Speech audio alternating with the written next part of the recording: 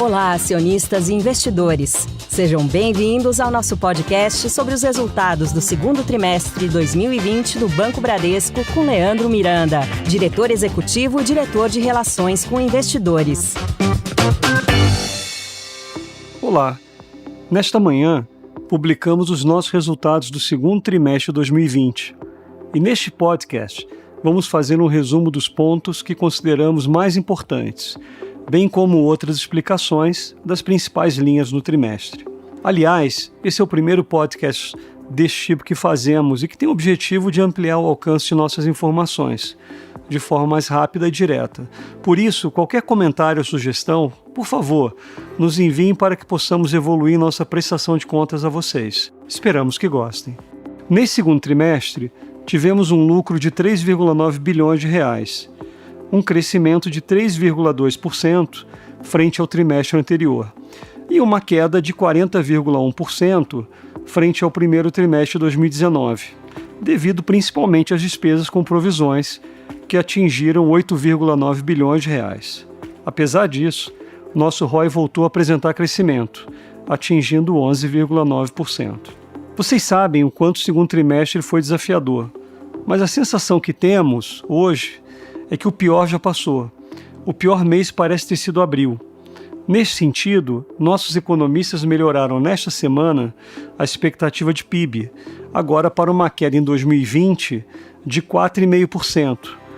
Uma melhora significativa considerando a projeção anterior de uma queda de PIB de 5,9%. Para 2021, mantivemos nossa expectativa de um bom crescimento de 3,5%. Focamos ainda mais na redução e controle de riscos com mudança no mix de clientes de produtos.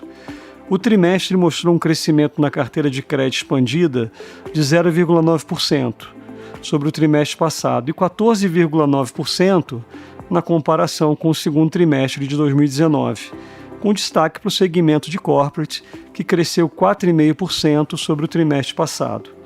A carteira de pequenas e médias empresas caiu 3,6% e a carteira de pessoas físicas caiu 1,3% no trimestre. Neste caso, muito em função das linhas de cartão de crédito, veículos e crédito pessoal. O destaque positivo ficou com a linha de crédito imobiliário, que cresceu 6,2% no trimestre, com a manutenção de uma demanda firme e crescente. As captações tiveram um forte crescimento de 15% sobre o trimestre anterior e de 39% na comparação anual. Apresentamos também um desempenho sólido da margem financeira, com crescimento de 15,1% ao ano, com forte recuperação da margem com o mercado em função da melhora dos mercados em que atuamos e a manutenção de um sólido crescimento da margem com clientes de 8% ao ano, em função da expansão do volume, mais que compensando o efeito negativo do mix, com mais crédito de grandes empresas e o efeito negativo dos spreads, causado principalmente pelo tabelamento do cheque especial em 8% ao mês a partir de janeiro.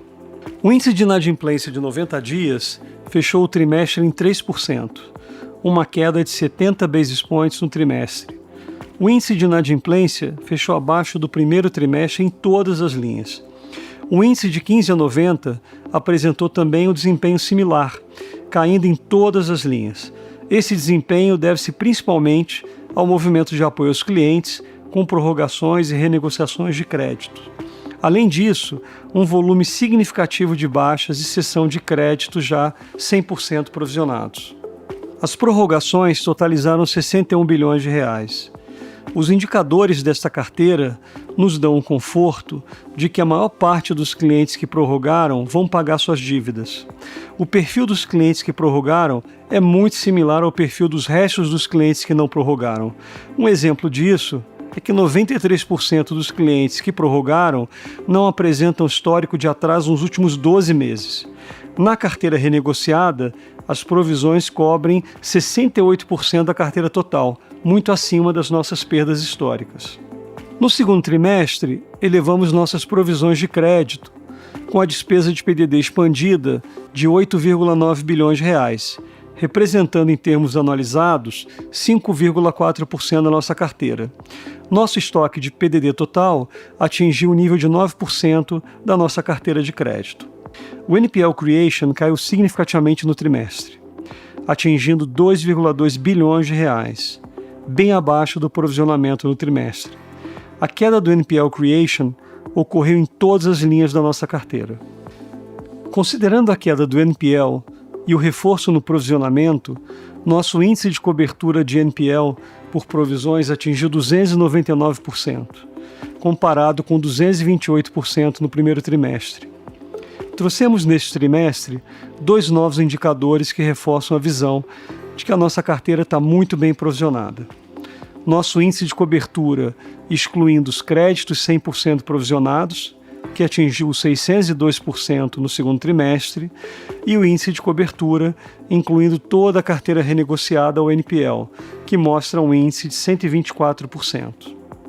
A linha de receita de prestação de serviços mostra-se como uma das mais afetadas por essa crise, principalmente devido à queda na linha de cartões, cujos volumes foram fortemente afetados. Além disso, a administração de fundos sofre com a saída de recursos de fundos de renda fixa tradicionais, principalmente para nossos depósitos, e a linha de operações de crédito, com a redução nas originações de créditos ao consumo. Por outro lado, apresentamos um ótimo desempenho na linha de custos, com queda na linha de despesas operacionais no trimestre de 5,5% ao ano e queda de 3% na comparação semestral.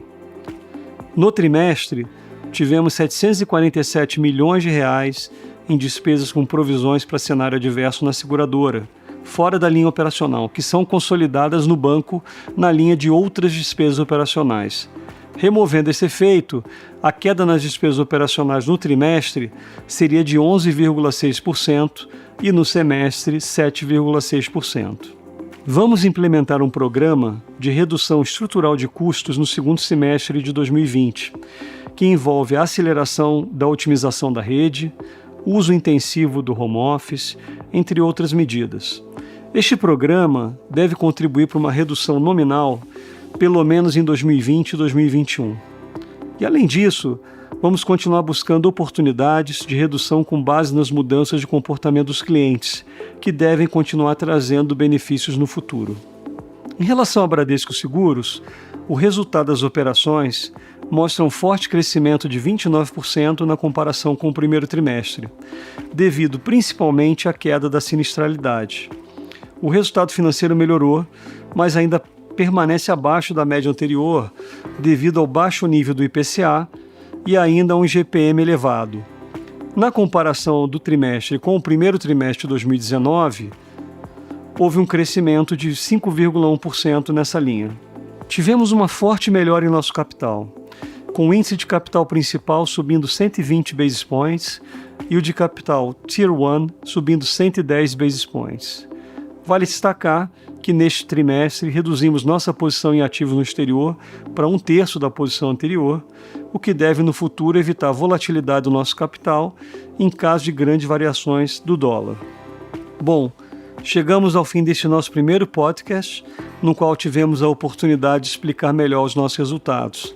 Lembrando que vocês também podem se cadastrar no mailing RI para receber todos os nossos comunicados, informações relevantes e relatórios sobre o Banco Bradesco. Esperamos por vocês nos próximos encontros. Até lá!